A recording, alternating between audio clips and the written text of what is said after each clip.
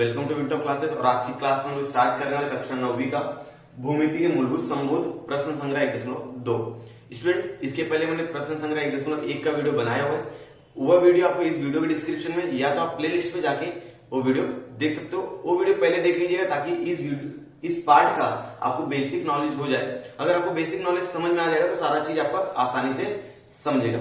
ठीक है, तो आज का वीडियो जो है वो बहुत छोटा रहने वाला है। इसके समझने के बाद यदि आप ये समझ गए तो आपका 1.2 प्रश्न संग्रह 1.2 वो पूरा एकदम आसानी से समझ में आ जाएगा। ठीक है, चलिए तो यहाँ पर कुछ पॉइंट्स हैं, जिन पॉइंट्स को पहले हम लोग चर्चा करेंगे क्या होता है, इसके बाद हम लोग शुरू करेंगे प्रश्न संग्रह हमारा। ठीक है, जैसे पहला रेखाखंड है। तो स्टूडेंट्स, आपकी किताब में लिखा गया है कि हमको क्या करना है, जो जो महत्वपूर्ण पॉइंट रहेंगे, अगर आपने किताब लेकर नहीं बैठे हो तो जो जो महत्वपूर्ण पॉइंट रहेंगे आपकी स्क्रीन पर आ रहे होंगे। ठीक है, चलिए जैसे कक्षा 9वीं में भाग 1 है, उसके अंदर आपका समुच्चय है, जिसके अंदर हमने देखा था संघ समुच्चय और प्रतिच्छेदन समुच्चय। देखा ना, संघ समुच्चय क्या होता है, प्रतिच्छेदन समुच्चय क्या होता है। जैसे मान लीजिए आपके पास दो समुच्चय, समुच्चय ए और समुच्चय बी, दोनों की घटकों को अगर आप मिला देते हो तो क्या बन जाएगा, संघ समुच्चय मिल जाएगा। प्रतिच्छेदन समुच्चय किसे कहा जाता है? प्रतिच्छेदन समुच्चय उसे कहेंगे जिसके अंदर अगर समुच्चय ए है, समुच्चय बी है, और समुच्चय ए में भी ऐसा कोई घटक है जो समुच्चय बी में भी है, मतलब समुच्चय बी और समुच्चय ए के कोई तो घटक है जो कॉमन है, तो उसको हम लोग क्या बोलेंगे, प्रतिच्छेदन समुच्चय, इंटरसेक्शन ऑफ सेट। ठीक है, समुच्चय को इंग्लिश में सेट्स कहा जाता है। ठीक है ना, तो इन दोनों के बारे में आपने अध्ययन किया है, तो इन्हीं का उपयोग करके हम लोग इन चीजों को क्या करेंगे, पता लगाएंगे क्या होता है। जैसे हम लोग रेखाखंड, किरण रेखा, सर्वांगसम रेखाखंड, इनकी परिभाषा हमको मालूम है, लेकिन समुच्चय के हिसाब से क्या परिभाषा हो सकती है, बहुत आसान करके दिया आपके इस पाठ में। ठीक है, इसके पहले वाली जो किताब थी 9वीं की, बहुत ज्यादा कठिन थी, बच्चों को समझ में नहीं आता था, लेकिन इस बार जो पाठ दिया पहला भूमिति बहुत आसान दिया, समुच्चय के हिसाब से आपको डेफिनेशन लर्न करवा देगा। ठीक है, तो एकदम ध्यान से देखते जाइएगा। रेखाखंड किसे कहते हैं स्टूडेंट्स? तो रेखाखंड के लिए आपको मालूम होगा, अगर कोई भी एक रेखा जा रही है, अगर कोई भी एक रेखा जा रही है, रेखा मतलब जिसके दोनों तरफ क्या हो, तीर हो, जिसके दोनों तरफ तीर हो और वो असीमित भाग तक जाए, यहां तक भी जाएगी, यहां तक, और रेखा की लंबाई को भी आप माप नहीं सकते। ठीक है, चलिए तो अगर मैं इस रेखा को बीच में से कहीं काट दूं तो वो क्या बन जाता है, रेखा खंड बन जाता है। क्या बन जाता है, रेखाखंड बन जाता है। ठीक है, अब या इसको मैं नाम दे दूं ए और इसको दे दूं बी, तो ए और बी क्या हो जाएगा, इसके अंतिम बिंदु हो जाएंगे। क्या हो जाएंगे, एंडिंग पॉइंट्स बोलते हैं इंग्लिश में, अंतिम बिंदु हो जाएगा। मतलब ए और बी पर एक रेखाखंड क्या हो जाएगा, स्टॉप हो जाएगा। समझ में आ गया? चलिए तो ए और बी हो जाएगा, रेखाखंड समझ में आ गया होगा आप लोगों को। तो रेखाखंड को लाइन सेगमेंट कहते हैं। क्या कहते हैं, लाइन सेगमेंट कहते हैं। अब लाइन सेगमेंट कैसे, देखिए ध्यान से, आपकी किताब में लिखा गया है बिंदु ए, बिंदु बी तथा इन दोनों बिंदुओं के मध्य स्थित समस्त बिंदुओं का संघ समुच्चय ही रेखाखंड ए बी होता है। बिंदु ए और बिंदु बी, इनके बीच में जितने भी बिंदु आएंगे, उन सभी बिंदुओं को अगर आप संघ समुच्चय कर देते हो तो ए बी क्या हो जाएगा, उसका रेखाखंड हो जाएगा। समझा परिभाषा? अगर हमारे पास एक रेखाखंड ए बी है, इनके बीच में बहुत सारे बिंदु आएंगे, इन बिंदुओं के संघ समुच्चय को हम क्या कहेंगे, रेखाखंड कहेंगे। बराबर, कितना आसान परिभाषा बोल दिया है। देखिए अब जो रेखाखंड होता है, ठीक है, रेखाखंड को रेख भी हम लोग बोल सकते हैं, रेखाखंड को हम लोग रेख बोल सकते हैं या रेखाखंड बोलो। ठीक है ना, बहुत टाइम क्या होता है, रेखाखंड लिखने में थोड़ा टाइम लगता है, इसलिए रेखाखंड को रेख भी बोला जा सकता है। कहीं कहीं आपने देखा रेख लिखा रहता है, तो रेख। अब अगर रेख ए बी बराबर लेंथ ऑफ ए बी हम लोग बोल सकते हैं, बराबर, अब लेंथ ऑफ ए बी जो रहेगा, लेंथ ऑफ ए बी जो रहेगा, A B length of A B मतलब ए बी की लंबाई, वो डिस्टेंस ऑफ ए बी रहेगी। इसके पहले वाले वीडियो में आपने देखा होगा डिस्टेंस ऑफ ए बी।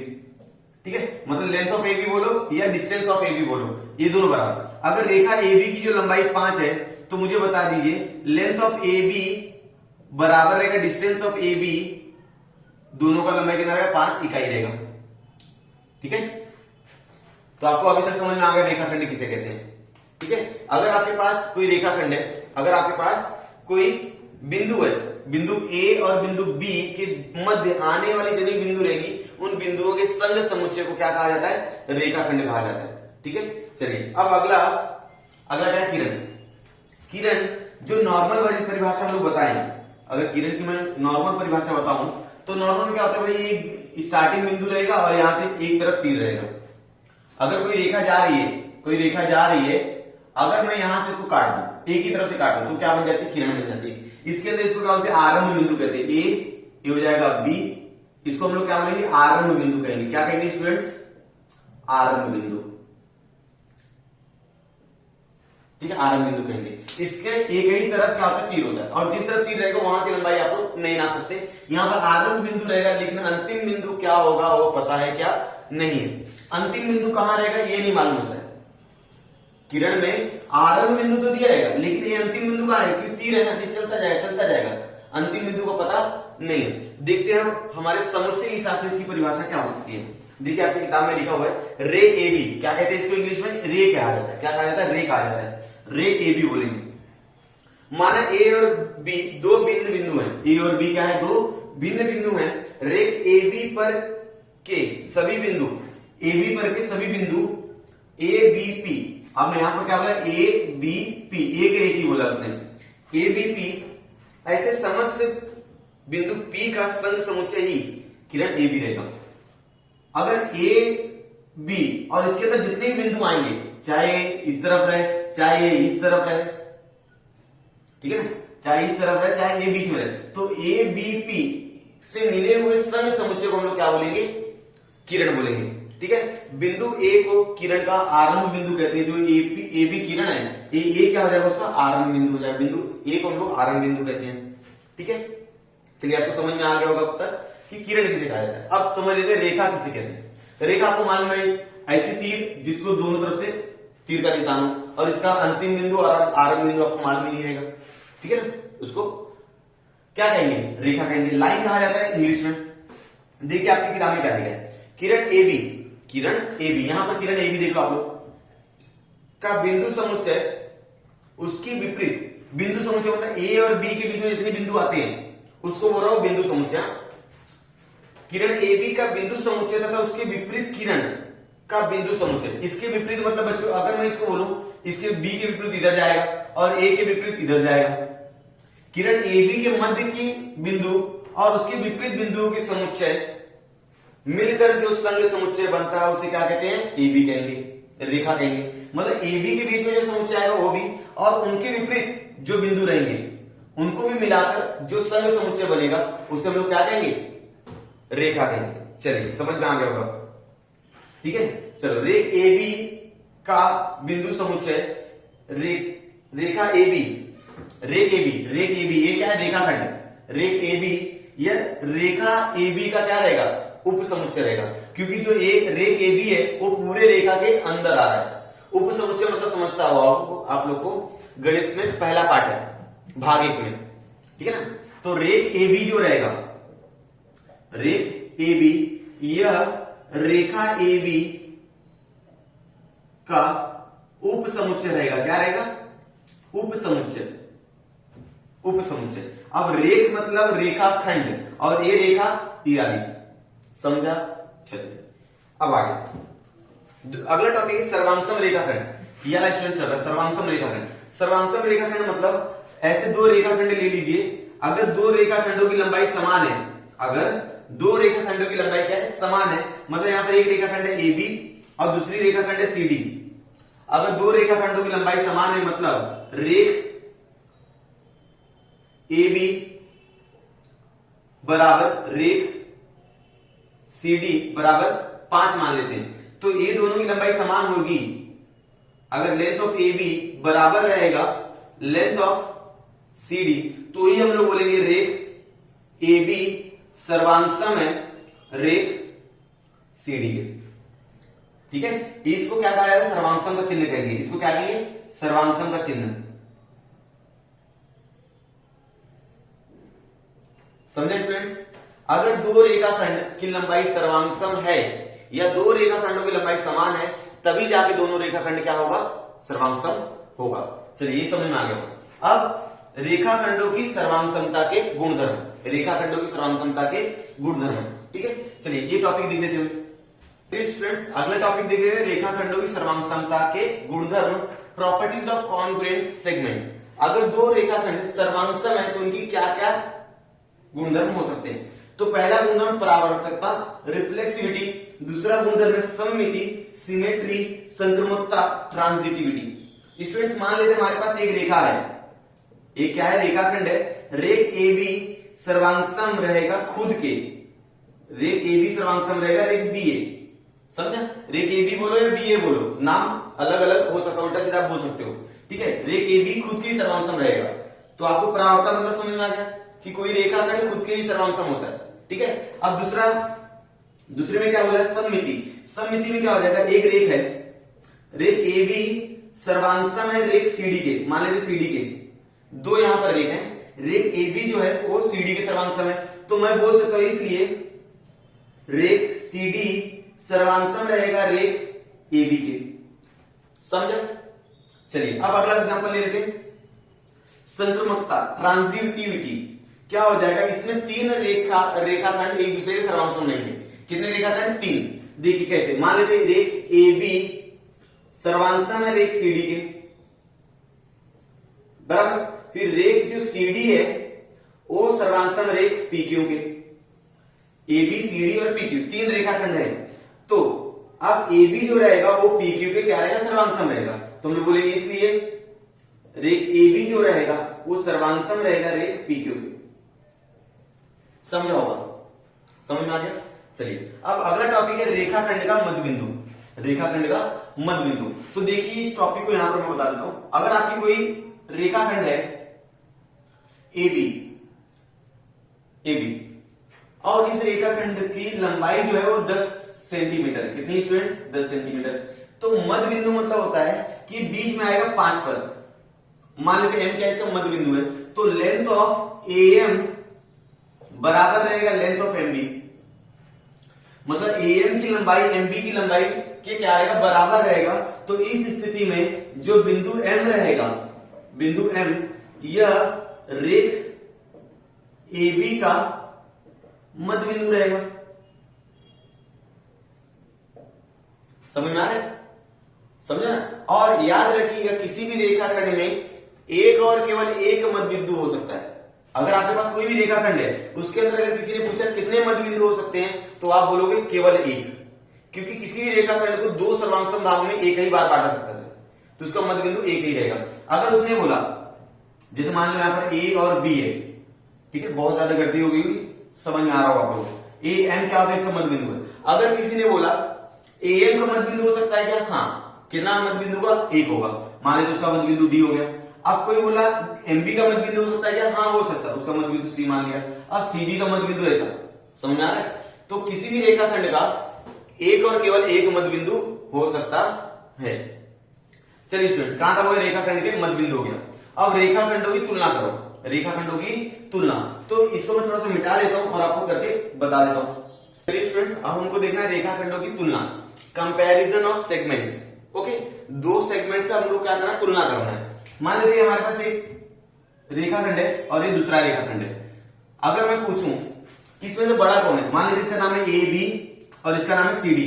अगर मैंने आपसे पूछा बच्चों बताओ ये दोनों में से कौन बड़ा है, तो सोचो कौन बड़ा रहेगा, सी डी बड़ा रहेगा, कोई भी देख के बता सकता है। तो यहां पर ए बी क्या है, छोटा, तो मैं क्या बोल सकता हूं, रेख ए बी क्या है, छोटा है, किससे छोटा है, सी डी से, रेख सी डी से, ऐसा लिख सकता हूं मैं, ठीक है।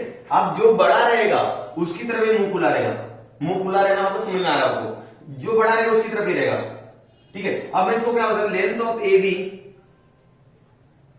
छोटा रहेगा लेंथ ऑफ सी डी से, कर लिया तुलना, कोई भी देख के बता देगा, ठीक है। चलिए, तो इस तरह से आप हो गया, इसका मान लीजिए 10 है तो 5 10 से छोटा होता है। अगला है हमारे पास रेखाखंडों की या किरणों की लंबता, रेखाखंडों की किरणों की क्या हो क्या, लंबता, परपेंडिकुलरिटी ऑफ सेगमेंट्स और रेज। मान लेते हमारे पास दो रेखाखंड है स्टूडेंट्स, यहां पर एक रेखाखंड है और दूसरा रेखाखंड है ए, ठीक है, या रेखा बोलो या रे बोलो, जो भी बोल सकते हो आप लोग, रेखाखंड बोलो, ठीक है ना, क्योंकि रेखाखंड है, या रे भी बोल सकते हो, एक तरफ तीर बता सकते हो, यहां पर एक तरफ तीर बता दीजिए। तो अगर ये दोनों इस तरह से हैं, तो ये दोनों यहां पर 90 अंश क्या बनाएंगे, कोण बनाएंगे, ठीक है ना। अगर इसको नाम दे दे ए, इसको नाम दे दे बी, इसको नाम दे सी, इसको नाम दे डी, तो आप लोग क्या बोलोगे, रेख ए बी लंब है रेख सी डी पर, रेख AB क्या है, CD पर लंब है। अर्थात इस तरह भी बोल सकते हो आप लोग, रेख CD लंब है AB पर।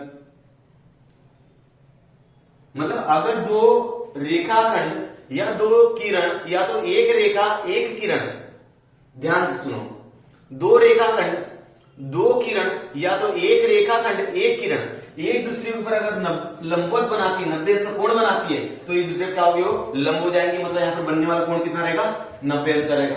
देखिए आप लोग की किताब में लिखा हुआ है, ठीक है, आप लोग किताब में लिखा है कि दो रेखाखंड दो किरण या एक किरण तथा एक रेखाखंड को समाविष्ट करने वाली परस्पर लंब हो, तो समाविष्ट करने वाली रेखा परस्पर लंब हो, तो हम कह सकते हैं कि दोनों रेखाखंड या दोनों किरण या तो एक रेखाखंड एक किरण एक दूसरे पर क्या है, लंब है। समझा? जैसे यहाँ पर रेख AB लंब CD पर, तो CD लंब AB पर हो जाएगा। समझ में आ रहा होगा स्टूडेंट्स? यदि आपको समझ में आ रहा है तो वीडियो को लाइक कर दीजिए। अब हम लोग बढ़ते नेक्स्ट क्या है, बिंदु की रेखा से दूरी। अब मान लेते हैं हमारे पास एक रेखा है, क्या बोला, रेखा बोला है ना, एक रेखा मतलब दोनों तरफ तीर रहेगा, और रेख बोला तो दोनों तरफ पॉइंट रहेगा, आरंभ बिंदु और अंतिम बिंदु, ठीक है। बिंदु की रेखा से दूरी, distance of point from the line, okay. अगर हमारे पास एक पॉइंट यहां पर है, इस रेखा का नाम है AB और इस पॉइंट का नाम है P, तो मुझे बताइए कि ये P जो है उस रेखा से कितनी दूरी पर होगा, बताइए। ये जो P है इस रेखा से कितनी दूरी पर, तो आप इस तरह से नापोगे, आप ऐसे नाप सकते हो। कोई बोलेगा सर यहां से नाप लीजिए, कोई बोलेगा सर यहां से नाप लीजिए, कोई बोलेगा यहां से नाप लीजिए, यहां से नाप लीजिए, सही है। तो मुझे बताओ, अगर मैं बोल दूं यहां से, तो अगर ये नापूंगा तो ये दूरी क्या आपको बड़ी दिखेगी, ये दूरी देख लो और ये दूरी देख लो, ये लंबाई दे दो, M देखो, PM देख लो और PA देख लो, कौन बड़ा दिख रहा है, PA दिख रहा है, PM क्या छोटा है। और आपको क्या होना पड़ता है, कम से कम दूरी लेना पड़ता है। तो किसी भी रेखाखंड से अगर किसी बिंदु से दूरी नापेंगे तो उसके लंबवत देखिए आप, कैसे देखिए, लंबवत देखो, तिरछा मत देखो आप, तिरछा नहीं देखना, जो लंबवत दूरी रहेगी वो सबसे छोटी दूरी होती है। चाहे गणित की भाषा में बोलो या साइंस की भाषा में बोलो, जो लंबवत दूरी रहेगी बोलते सीधी सीधी दूरी। आप घुमा फिरा गया होगा तो आपको बहुत दूर दूर पड़ेगा, साइंस में आपने देखा होगा, ठीक है। पहले चैप्टर में दूरी और गति उसमें देखा होगा, आपने पढ़ा होगा वीडियो में, तो उसमें देखा था कि ये घुमा घुमा के जा रहे थे, उनको दूर पड़ रहा था। नहीं भी देखा तो कोई बात नहीं, यहां पर देख लीजिए लंबवत दूरी रहेगी, जो सीधी सीधी लाइन रहेगी वो सबसे न्यूनतम दूरी होती है। तो आपकी किताब में क्या देख रखा है, देखो, रेख CD लंब, इसको मान लेते हैं, देखो यहां पर एक रेखा है और एक यहां पर CD है और यहां पर AB है। तो क्या बोला है, रेख CD लंब रेखा AB, तो रेख CD है, रेख CD लंब रेखा AB। अब स्टूडेंट्स आप याद रखिएगा, कब रेख लिखना है और कब रेखा लिखना है। रेखा कब लिखोगे, जब दोनों तरफ तीर रहेगा तब, और रेख कब लिखना है, जब दोनों तरफ बिंदु रहेगा तब, आरंभ बिंदु और अंतिम बिंदु, ठीक है। तो CD की लंबाई, जो CD की लंबाई रहेगी वो AB से लंब नापी जाएगी, बराबर। लंबपाद कहा जाता है इसको, क्या कहते हैं, लंबपाद।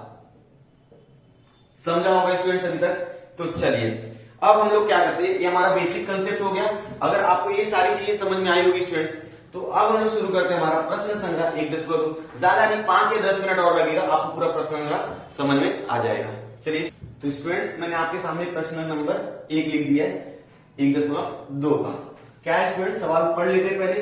किसी भी सवाल, जब भी कोई सवाल आए गणित में, तो सबसे पहले क्या करना है, आपको सवाल को एकदम अच्छे से पढ़ के रखना है। आपकी किताब में भी सवाल लिखा हुआ है, लेकिन मैंने आप लोग के लिए सवाल लिखा है, क्योंकि जरूरी नहीं कि आप जहां भी बैठे होंगे, जहां भी वीडियो देख रहे होंगे, वहां पर किताब आपके पास अवेलेबल हो।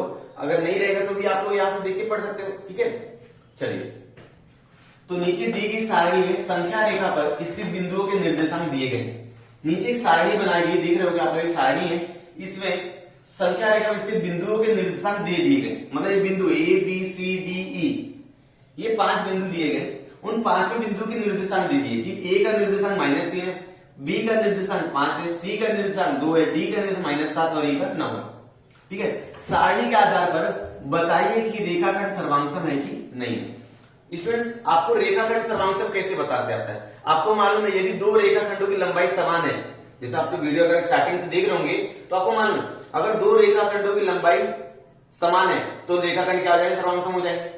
पढ़ा था एक टॉपिक का सर्वांगसम रेखाखंड, ठीक है। तो दो रेखाखंडों की लंबाई को हमको समान दिखाना पड़ेगा। अगर दो रेखाखंडों की लंबाई समान आ गई तो हम लोग बोल सकते हैं कि रेखाखंड क्या है, सर्वांगसम है। ठीक है, जैसे हमको यहाँ पर 3 सवाल टोटल पूछा है, 1 2 3। पहले रेख डी तथा रेख ए बी को दिखाना है। तो अगर मुझे रेख डी और ए बी को दिखाना है तो मतलब मुझे इसके लिए क्या करना पड़ेगा, लेंथ डी और बराबर लेंथ ए बी निकालना पड़ेगा। अगर लेंथ ऑफ डी और लेंथ ऑफ ए बी बराबर आ गया तो मैं इसको बोलूंगा कि भाई डी और ए बी जो रेखा वो सर्वांगसम है। लेकिन अभी यहां तो स्केल तो है नहीं कि हम लोग लेंथ लंबाई कैसे नापते हैं, पट्टी से नापते हैं। लंबाई पट्टी से नापी जाती है, तो लंबाई लोग कैसे नापेंगे। तो हमने एक और देखा था कि रेख में हमने देखा था कि लेंथ ऑफ अगर डीई है तो उसको मैं डिस्टेंस ऑफ डीई बोल सकता हूं। मैं length of D distance of D बराबर मैंने 5 बोला था, याद आएगा आपको। ठीक है, तो मैं क्या करता हूं, इनका डिस्टेंस निकाल देता हूं। डिस्टेंस जो है लेंथ के बराबर ही रहने वाला है, बराबर। और ये डिस्टेंस कैसे निकालते हैं, ये आपने एक्सरसाइज 1.1 में देखा होगा। दो बिंदुओं की दूरी किससे निकाली जाती है, वो आपने 1.1 में देखा है। तो चलिए शुरू करते हैं। लेंथ ऑफ डीई बराबर डिस्टेंस ऑफ डीई रहेगा। चूंकि डी का निर्देशांक यहां पर कितना है, बिंदु डी का निर्देशांक बताइए कितना है। बिंदु डी का निर्देशांक है -7 और बिंदु ई का निर्देशांक कितना है स्टूडेंट्स, निर्देशांक ई का निर्देशांक हमारे पास है 9। अगर आपको मान लो दो बिंदुओं के बीच की दूरी निकालनी है तो दूरी सूत्र क्या होता है, बड़ा निर्देशांक माइनस छोटा निर्देशांक। आपने 1.1 का वीडियो देख लीजिए, आपको पूरा समझ में आ जाएगा। हम लोग क्या बोलेंगे, डिस्टेंस ऑफ डीई बराबर रहेगा बड़ा निर्देशांक माइनस छोटा निर्देशांक।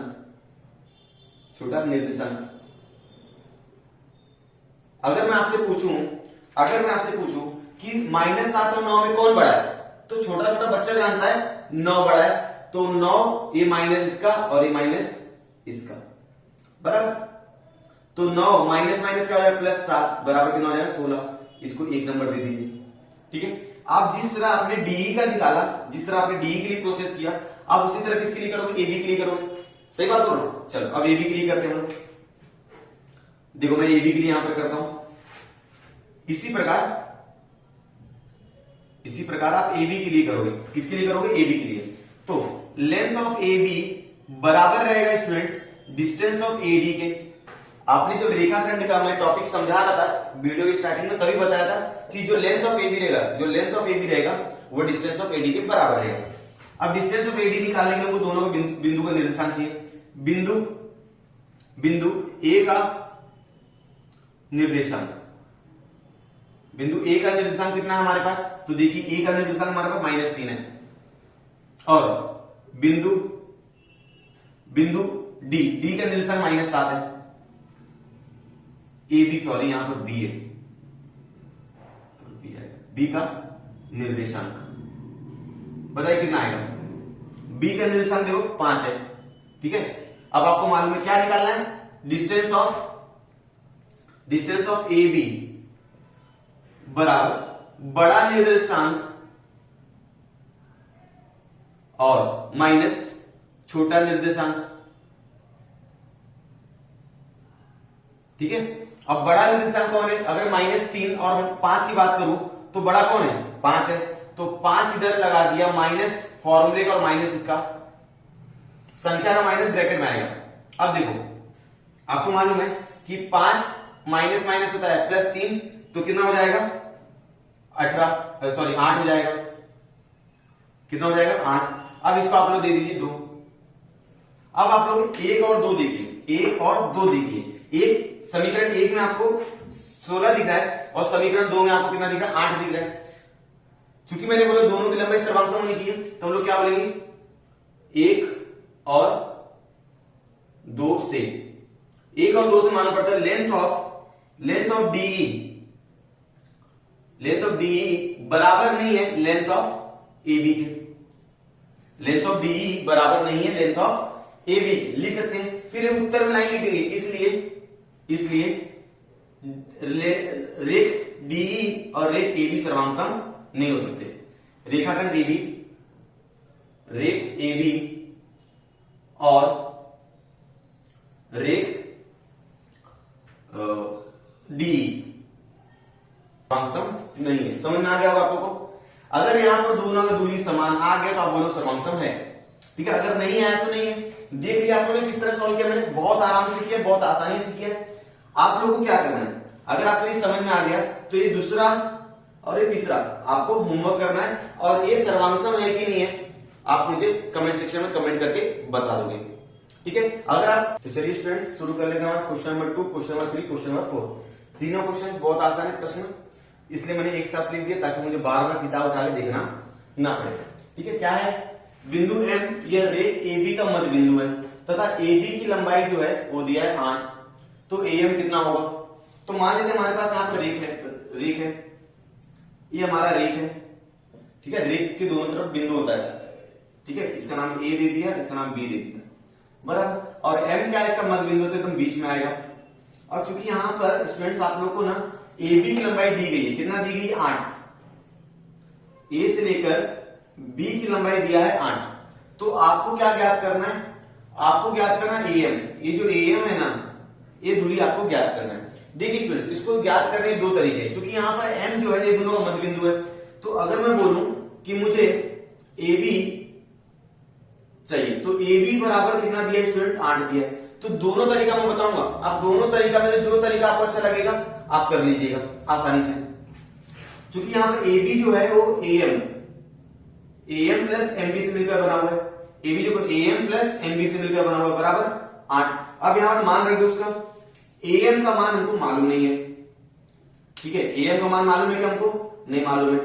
तो देखो स्टूडेंट्स, जब एक मध्य बिंदु होता है ना, बिंदु M यह रेख AB का मध्य बिंदु है। क्या है, मध्य बिंदु है। जब ये मध्य बिंदु होता है ना तो यहां पर AM बराबर रहेगा MB के, ठीक है। आपने देखा होगा लेंथ ऑफ AM बराबर लेंथ ऑफ AB, ठीक है। चलिए, तो AM MB क्या है, दूसरे बराबर, मतलब AM बराबर मैं AM लिख सकता हूं 2 बार, ठीक है। यहां पर 8 AM कितना हो जाएगा, 2AM बराबर 8, तो AM बराबर हो जाएगा 8/2, तो AM का मान आ जाएगा 4। समझा, ये हो गया हमारा उत्तर। अब दूसरा तरीका सुनिए, दूसरा तरीका आप कैसे कर सकते हो। दूसरा तरीका कि AM जो है वो MB का आधा है। अगर आपको AM निकालना है 1/2 गुणे क्या रहेगा, AB। क्या लिखेंगे, मध्य बिंदु के सूत्र से। मध्य बिंदु का सूत्र बोलता है कि AM जो रहेगा वो AB का आधा रहेगा। क्योंकि यहां पर AB का मान हमारे पास 8 है, तो ये 2 से 8 काट दीजिए, कितना आ जाएगा 4। तो इस तरह से AM का मान हमारा आ जाएगा 4, ठीक है। तो चाहे आप इस पद्धति से करो, चाहे आप इस पद्धति से करो, जिससे आपको आसान लगता है आप कीजिए, आंसर दोनों का सही रहेगा। चलिए, यदि आपको दूसरा समझा तो तीसरा देख लेते हैं। तो दूसरे जैसा तीसरा भी हमारे पास है, बिंदु P जो है वो CD का मध्य बिंदु है। यहां पर CD रेख है, ठीक है। CD नाम है इसका, और P क्या इसका मध्य बिंदु है। चूंकि यहां पर CP का मान दिया है 2.5, तो हमको पूरा CD का मान चाहिए, मतलब यहां से लेकर यहां तक का मान कितना रहेगा वो आपको ज्ञात करना है। यदि आपको ये समझ आया तो इसके मदद से आप यह सवाल कर सकते हो, ठीक है। तो मैं ये सवाल नहीं करता, ये आपको होमवर्क कीजिएगा और मुझे कमेंट सेक्शन में इसका आंसर कितना आएगा कमेंट करके बता देना, ठीक है। अब हम लोग करते हैं चौथा सवाल। देखिए क्वेश्चन नंबर 4, AB बराबर 5, BP बराबर 2 तथा AB बराबर 3.4 सेमी हो तो रेखा खंडों में क्रम संबंध निश्चित कर। क्रम संबंध मतलब आप वीडियो स्टार्टिंग से देख रहे हो आपको मालूम होगा, क्रम संबंध मतलब होता है कि कौन छोटा है कौन बड़ा है, कौन किससे छोटा है कौन किससे बड़ा है, ठीक है। चलिए, अब यहां पर अगर मैं बात करूं तो लेंथ ऑफ AB दिया है हमको कितना स्टूडेंट्स, 5 सेमी, और लेंथ ऑफ BP दिया है हमको 2 सेमी, ठीक है।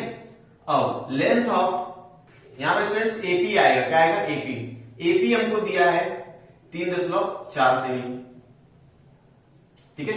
चलिए अगर मैं बोलूं कौन किससे छोटा है, तो आप बोलोगे सर सबसे छोटा कौन है, बीपी है।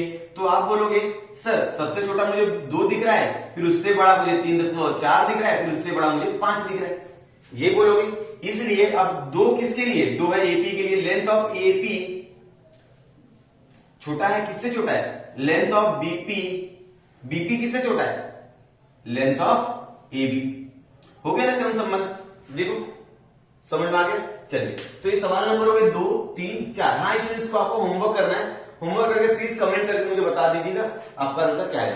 अब इसको मैं मिटाता हूं, आप लोग इसका स्क्रीनशॉट ले सकते हो और हम लोग करते हैं सवाल नंबर 5 और सवाल नंबर 6। 2 ही सवाल बचे हुए, 5 और 6 करते हैं। चलिए स्टूडेंट्स क्वेश्चन नंबर 6 और क्वेश्चन नंबर 5 और क्वेश्चन नंबर 6 कर लेते हैं। आपके सामने सब लिख के रख दिया, किताब की जरूरत नहीं है। क्या है क्वेश्चन नंबर 5, आकृति के आधार पर निम्नलिखित प्रश्नों के उत्तर लिखो। और यहाँ पर भी वही करना है, आकृति के आधार पर निम्नलिखित प्रश्नों के उत्तर लिखो। लेकिन उत्तर लिखने के लिए थोड़ा ध्यान देना पड़ेगा, एकदम सावधानी से करेंगे कि गलती नहीं होनी चाहिए यहाँ पर। जैसे पहला सवाल यहाँ पर दिया है, किरण आरपी के विपरीत किरण का नाम लिखिए। ये आरपी है, इसके विपरीत किरण आरपी, इसके विपरीत रहेगा आरएस और आरटी। ठीक है, आरएस और आरटी।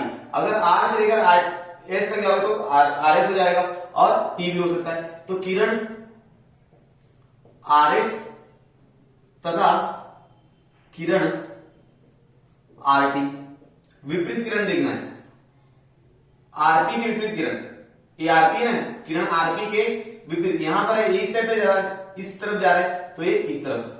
दूसरा किरण पीक्यू, किरण पीक्यू तथा किरण पीआर, किरण पीक्यू और पीआर देखिए आप लोग, पीक्यू कहां पर है, यहां पर है, और पीआर कहां पर है, यहां पर है,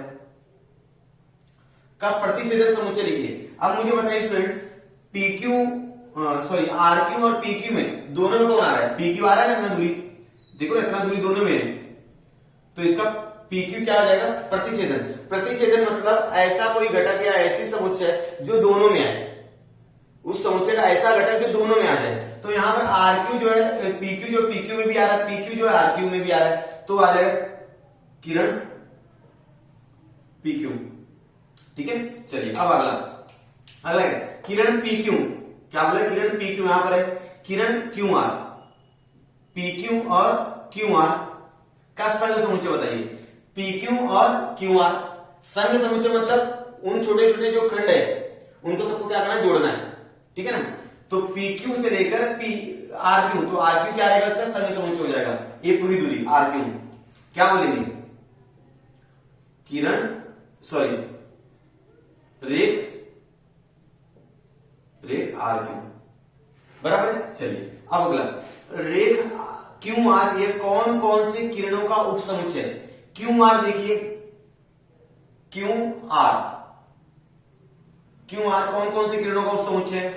समुच्चय मतलब वह किसी का छोटा घटक होगा। आरक्यू किसका घटक, एक तो खुद का ही उपसमुच्चय हो जाएगा, क्योंकि उपसमुच्चय क्या होते हैं, खुद के उपसमुच्चय होते हैं। प्रत्येक उपसमुच्चय स्वयं का क्या होता है, उपसमुच्चय होता है। तो पहला लिख दीजिए,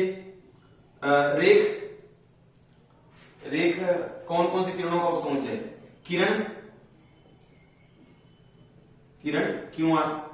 उपसमुच्चय मतलब ये जो घटक है क्यू आर ना, वो छोटा रहना चाहिए, तो एस क्यू। अगर मैं एस क्यू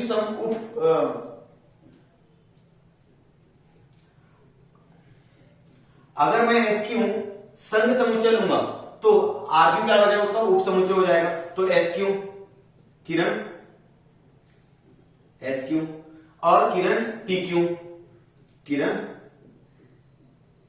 क्यू, समझा। अब आप तो देख रहे हो आर क्यू जो है वह एस क्यू में भी आ रहा है और टी क्यू में भी आ रहा है, तो इसको तो कहते हो उपसमुच्चय। अगला है बिंदु आर बिंदु से आरंभ वाली विपरीत किरण की जोड़ी लिखिए। आर से स्टार्ट होनी चाहिए, तो विपरीत किरण आरपी हो सकता है, आरएस हो सकता है, आरपी हो सकता है, आरएस हो सकता है, आरक्यू हो सकता है, आरटी हो सकता है। तो आप लिख सकते हो किरण ना, किरण विपरीत किरण लिखना, किरण आरपी तथा किरण कौन सा लोगे इसके विपरीत, आरएस, किरण आरएस, विपरीत उल्टा लिखना है, आरएस, बराबर। दूसरा क्या है, आरक्यू और आरटी, तो आप क्या हो सकता है, किरण आरक्यू तथा किरण क्या हो जाएगा, बोलिए किरण आरटी, समझा हो। चलिए अब आखिरी सवाल क्या बोला है, एस आरंभ बिंदु वाले किन्हीं दो किरणों के नाम लिखिए। मतलब एस से शुरू होना चाहिए, ऐसे दो किरण का नाम लिखना है जो एस से शुरू होना चाहिए। तो S R S T, S P भी हो सकता है, एस क्यू भी हो सकता है। लिख दीजिए आप लोग, क्या बोलेंगे, एस आर पहला किरण बोल दीजिए, दूसरा किरण बोल दीजिए एस टी, फिर दूसरा एस पी बोल दीजिए और एस क्यू बोल दीजिए। लिख सकते हो, ठीक है। तो इसको आप लोग लिख दीजिएगा। अब एक हो गया छठा, सातवां सवाल क्या है आपके पास, तो आपके पास सातवां है किरण एसपी और किरण एसटी का प्रतिच्छेदन समुच्चय। एसपी और एसटी, ये हो गया एसपी, हो गया एसपी और एसटी, सही बोल रहा हूं मैं। एस से लेकर पी और एस से लेकर टी, तो कौन आएगा प्रतिच्छेदन समुच्चय। यहां पर प्रतिच्छेदन समुच्चय नहीं होगा, प्रतिच्छेदन बिंदु होगा। तो एसपी और एसटी में बिंदु एस क्या आएगा, सातवें का उत्तर आएगा आपका बिंदु एस। बिंदु एस जो है वो एसटी में भी है और एसपी में भी है। प्रतिच्छेदन का मतलब ही ये होता है कि ऐसा घटक जो दोनों में हो। समझ में आ गया। चलिए ये समझा होगा तो हम करते हैं सवाल नंबर 6। क्या है, नीचे दी गई आकृति के आधार पर प्रश्नों को उत्तर लिखिए। ये आकृति मैंने बना के रखा हुआ है आप लोग के लिए और यहाँ पर 3 प्रश्न पूछे गए हैं, तीनों प्रश्न के उत्तर करते हैं हम लोग। बिंदु बी से समदूरस्थ बिंदु कौन से, बिंदु बी से अगर देखें सी 2 इकाई पर है, ठीक है, और बी बिंदु सी हो जाएगा और बिंदु ए हो जाएगा। तो हम लोग क्या बोलेंगे, बिंदु ए तथा बिंदु सी अगर 2 इकाई देखेंगे तो ये दोनों के बीच में 2-2 इकाई का फर्क है, 0 से लेकर 2 और 2 से लेकर 4, 2-2 इकाई का फर्क है। अगर 2 इकाई देखा तो अगर बी से लेकर डी जाते हो तो इसके बीच में कितनी इकाई आ रही है, 4 इकाई आ रही है। तो ये बी से 4 इकाई यहां जाओ, देखो ये 2 इकाई हो गई, यहां पर 2 इकाई, 4 इकाई हो गई। तो आप लोग बोल सकते हो दूसरा भी बिंदु पी तथा बिंदु डी। एक अगर आप बिंदु से 2 इकाई जाते हो लेफ्ट राइट तो आपको ए और सी दिखेगा। अगर बिंदु बी से आप 4 इकाई जाते हो तो डी और पी दिखेगा, ठीक है। अब आगे बिंदु क्यू से समदूरस्थ बिंदुओं की एक जोड़ी लिखो। बिंदु क्यू से समदूरस्थ एक ही जोड़ी लिखना है, ज्यादा नहीं। देखो क्यू से अगर बोलो तो क्यू एल समदूरस्थ एल यू, बिंदु यू और एल लिख दीजिए एक इकाई पर, एक इकाई पर है, और पी और आर लिख दीजिए 2 इकाई पर। तो आपके ऊपर है, कोई एक लिखना है तो आप मैं लिख देता हूं बिंदु यू और एल, एक जोड़ी लिखो, बिंदु यू तथा बिंदु एल। आप पी और आर भी लिख सकते हो, ठीक है ना। चलिए अब अगला है हमारे पास डिस्टेंस ऑफ यूवी निकालना है। अब डिस्टेंस मतलब दूरी निकालना है यूवी का। आपने प्रश्न संग्रह 1.1 में देखा होगा कैसे दूरी निकालते हैं। तो अगर मैं ये नहीं करूंगा तो भी आप कर लोगे, वीडियो देख लीजिएगा 1.1 का कि उसके हम दूरी कैसे निकालते हैं, ठीक है ना। चलो एक मैं निकाल के दिखा देता हूं। अगर मुझे डिस्टेंस ऑफ यूवी चाहिए तो मुझे क्या करना पड़ेगा, दोनों का निर्देशांक लिखना पड़ेगा। अब u का निर्देशांक कितना हमारे पास, कहा u का निर्देशांक हमारे पास -4 -5 है, ठीक है। और v का निर्देशांक कितना हमारे पास 5 है। अगर मैं बोलूं तो दूरी कैसे निकालते हैं, बड़ा निर्देशांक माइनस छोटा निर्देशांक, बड़ा निर्देशांक माइनस छोटा निर्देशांक। तो -5 और 5 में कौन बड़ा है, तो 5 बड़ा है। तो मैं बोलूं 5 माइनस ब्रैकेट -5, सही है। आप इसको पूरे स्टेप करिएगा, पहले u का निर्देशांक लिखिएगा, फिर v का निर्देशांक लिखिएगा, फिर डिस्टेंस ऑफ uv बराबर बड़ा निर्देशांक माइनस छोटा निर्देशांक, फिर 5 माइनस ब्रैकेट में -5, इस तरह से हल कीजिएगा। 5 माइनस माइनस प्लस 5 आ जाएगा आंसर कितना 10। तो डिस्टेंस ऑफ यूवी आ गया हमारा 10। इसी तरह पीसी निकालिएगा, इसी तरह यूवी निकालिएगा, इसी तरह यूएल निकाल लीजिएगा। अगर आपके सारे के सारे उत्तर आ जाए तो आप कमेंट सेक्शन में मुझे कमेंट करके बता सकते हो और मैं उसका रिप्लाई कर दूंगा। तो स्टूडेंट्स ये रहा आपका प्रश्न संग्रह 1.2। उम्मीद है आपको पूरा समझा होगा। यदि आपको पूरा वीडियो समझ में आया तो स्टूडेंट्स वीडियो को लाइक कर दीजिए और अपने दोस्तों के साथ वीडियो को ज्यादा से ज्यादा शेयर कीजिए। और मैंने इसके संबंधित बहुत सारे वीडियो, गणित के, विज्ञान के बहुत सारे वीडियोस बना के रखे हुए हैं। उन वीडियो को अगर आप देखना चाहते हो प्लेलिस्ट पे जाके आप देख सकते हो। और हम लोग मिलते हैं नेक्स्ट वीडियो में 1.3 के साथ।